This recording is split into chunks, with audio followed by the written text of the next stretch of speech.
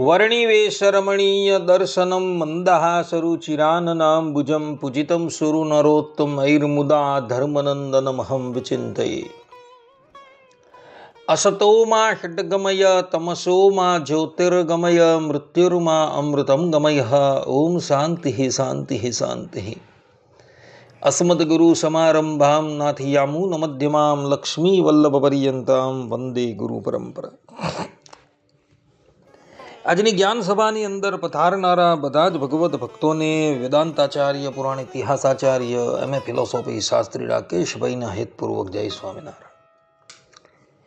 એક ભગવત ભક્તએ મને પ્રશ્ન કર્યો કે શાસ્ત્રીજી, યજ્ઞમાં આહુતિ આપવાનો અધિકાર કોને નથી, એ વિષય પર આપ પ્રકાશ કરો. શું શાસ્ત્રોની અંદર એવું કંઈક પ્રાવધાન થયું છે કે અમુક વ્યક્તિથી યજ્ઞની અંદર આહુતિ ન આપી શકાય? ત્યારે અમે એને કહ્યું કે હા, મનુસ્મૃતિના 11મા અધ્યાયના 36મા શ્લોકની અંદર મનુ મહારાજે આ વાત કહેલી છે. ત્યાં મનુ મહારાજ કહે છે કે નવૈ કન્યા ન યુવતીર ન અલ્પવિદ્યો ન બાલિશ હોટા સ્યાદ અગ્નિહોત્રસ્ય નાર્તો ન સંસ્કૃતસ તથા. अर्थात कि कन्या, युवान स्त्री, थोड़ा पढ़ा हुआ, मूर्ख, रोगी और यज्ञोपवीत रहित मनुष्य ये अग्निहोत्र के करता नहीं हो सकते. આ પ્રમાણે અહીં મનુ મહારાજે સ્પષ્ટ રૂપે આટલા વ્યક્તિઓને અગ્નિમાં આહુતિ આપવાની મનાઈ કરેલી છે. મનુસ્મૃતિ પર કુલ્લુક ભટ્ટ નામના એક મહાન વિદ્વાને ટીકા ભાષ્યની રચના કરેલી છે. એની અંદર એઓએ આ બાબતનું સમર્થન પણ કરેલું છે કે જે કન્યા હોય, જેના લગ્ન નથી થયા, તથા જે યુવાન સ્ત્રી છે, જેના લગ્ન થઈ ગયા છે એવી યુવાન સ્ત્રી હોય કે લગ્ન ન થયા હોય એવી યુવાન સ્ત્રી હોય, તથા જે ઓછું ભણેલો છે, જે મૂર્ખ છે, રોગી છે, જેના યજ્ઞોપવિત સંસ્કાર થયા નથી, તે લોકો અગ્નિમાં આહુતિ આપી શકે નહીં.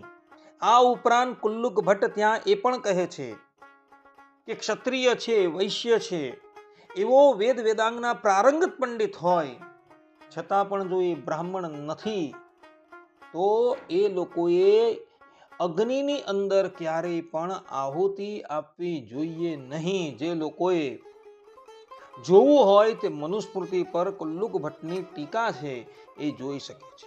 અને કદાચ અહીં જે નિષેધ કરેલો છે એટલા લોકો આહુતિ આપે તો શું થાય? તો એ સંબંધમાં મનુ મહારાજ મનુસ્મૃતિના 11મા અધ્યાયના 37મા શ્લોકની અંદર કહે છે કે નરકે હિ પતંત્યેતે જુહ્વંતઃ સચ યસ્ય તત તસ્માદ વૈતાન कुशलो होता शायद वेद मार्गः. अर्थात कि होम करते हुए ये कन्या आदि सब नरक में जाते हैं और जिसकी ओर से ये करते हैं वह भी नरक को जाते हैं.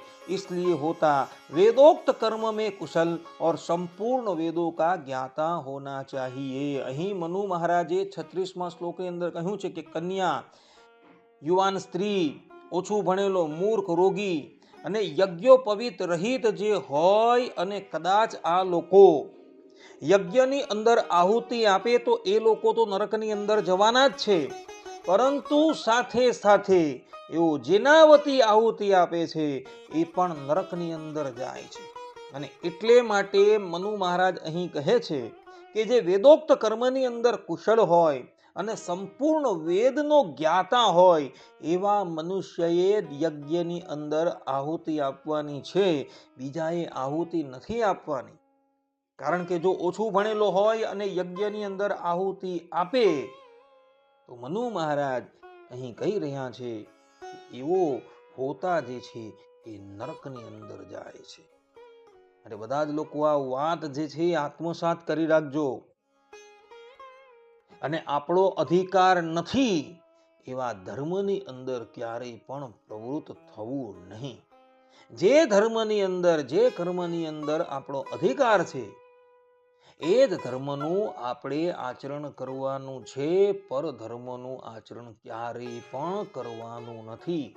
પરધર્મો ભયાવહ, એવું ભગવાન શ્રી કૃષ્ણ ગીતાની અંદર કહે છે. અને ભગવાન સ્વામિનારાયણ પણ શિક્ષાપત્રીની અંદર સ્પષ્ટ રૂપે કહે છે કે પરધર્મનું આચરણ કરવું નહીં.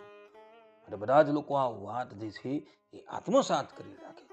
જે લોકોને શાસ્ત્રોકારોએ યજ્ઞ કર્મમાં અનઅધિકારી ઠેરવેલા છે એઓએ યજ્ઞની અંદર ક્યારેય પણ આહુતિ આપવી જોઈએ નહીં. ચતુર્થ વર્ણના માટે તો યજ્ઞનો સાવ નિષેધ જ છે. એટલે એઓએ તો યજ્ઞ કર્મની અંદર પ્રવૃત્ત થવાનું જ નથી. શાસ્ત્રોકારોએ તથા ભગવાને આપણે જે કર્મ કરવાનું કહેલું છે એ જ કર્મ આપણે કરવાનું છે. આટલું કહીને હું મારા પ્રવચનને અહીં વિરામ આપું છું. સર્વે સંતુ નિરામયઃ, સર્વે સુખીનો ભવંતુ, સર્વે ભદ્રાણિ પશ્યન્તુ, મા કશ્ચિત દુઃખ ભાગ ભવેત અસ્તુ. જય સ્વામી.